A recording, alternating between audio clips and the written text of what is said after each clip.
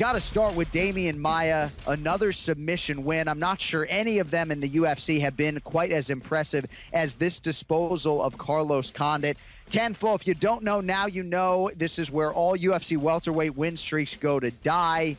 Demian Maia does it again. And as far as I'm concerned, this guy's going to be a UFC champion at 170 pounds. I really believe that. It's unbelievable, and when you take into consideration the fact that he's 38 years old and continues to, and what's so beautiful about it is the fact that he's always keeping his head above their head.